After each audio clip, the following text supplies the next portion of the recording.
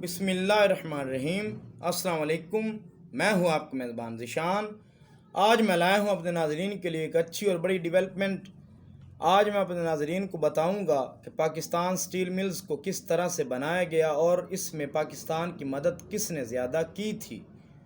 तो आज मैं चंद अहम मालूमात रखूंगा अपने नाज़रीन के सामने। पाकिस्तान स्टील मिल्स रूस ने इसे बनाया था 1970 की दिहाई में। सबसे पहले तो इसे कराची के अलावा मियाँ वाली में बनवाने की तजवीज़ पेश की गई थी। नए मेरे चैनल पर आने वाले नाजरीन से मैं ये कहूँगा कि जिन्होंने अभी तक मेरे चैनल को सब्सक्राइब नहीं किया तो वो कर लें, और बेल के प्रेस करने से आपको वीडियो का नोटिफिकेशन मिल जाता है। चैनल को सब्सक्राइब करने से पता ये चलता है कि इस चैनल से ख़बर सच्ची पक्की और नई मिलती है। इसी वजह से आपने ज़ीशान PTI या पाकिस्तान को सब्सक्राइब ज़रूर करना है। तो मैं आपसे बात कर रहा था कि लेकिन इस तजवीज़ को मुस्तरद करते हुए फिर इसे कराची ही में लगाया गया। अगर ये कराची की बजाय मियाँ वाली के अंदर लगाई जाती तो वहाँ पर बड़े लोहे के ज़ख़ायर मौजूद थे।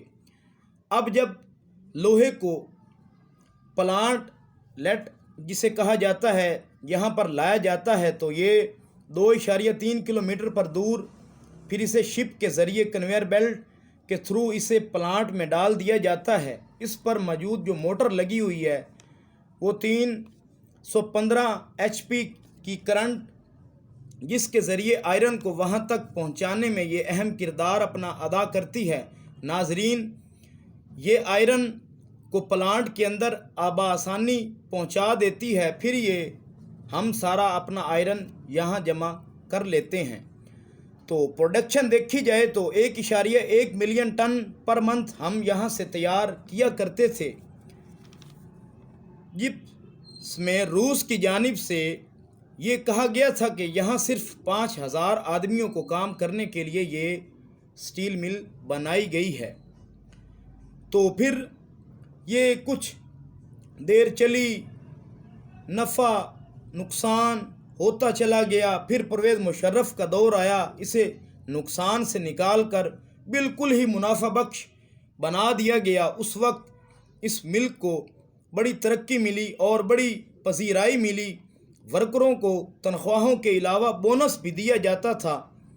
फिर और हुकूमतें आईं जिन्होंने आकर सिर्फ सियासी भर्तियां करने की वजह से इस स्टील मिल को इतनी बुरी हालत के अंदर कर दिया है कि अब इसे फिर लवारिस होना ये शुरू हो गई। फिर आहिस्ता आहिस्ता ये बंद होना शुरू हो गई। अब ये इतनी बुरी हालत के अंदर खड़ी है कि कराची के अंदर जो स्टील मिल मौजूद है हमारी पाकिस्तान की, अब उसके जनरेटर चलाने के लिए हमें 2 मिलियन रुपए की ज़रूरत पड़ेगी। देखें कितनी बुरी हालत हो चुकी है इस मिल की। तो वहाँ की बिजली भी अपनी थी, वहाँ पर वर्करों को रहने के लिए रिहाइश भी दी जाती थी। इमरान खान के दौर में कुछ मुलाजमीन को पैसे देकर निकाल दिया गया। अब ये मुकम्मल तौर पर बंद हो चुकी है। अगर हम थोड़ी सी भी मेहनत अब करें, जिसकी वजह से किसी मुल्क के साथ मिलकर अब इसे हम रिपेयर तो कर नहीं सकते। मैंने आपको बताया है कि इसके जनरेटर अगर चलाएं तो 2 मिलियन रुपए की ज़रूरत पड़ेगी।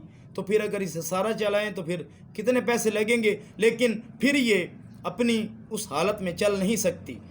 तो इसकी ज़मीन इतनी मौजूद है कि इसके साथ किसी और मुल्क के साथ मिलकर अब हम नई मिल बनाकर वहाँ पर कुछ आयरन तो अपने पाकिस्तानियों के लिए मुहैया कर सकते हैं बनाकर पाकिस्तान स्टील मिल के अंदर।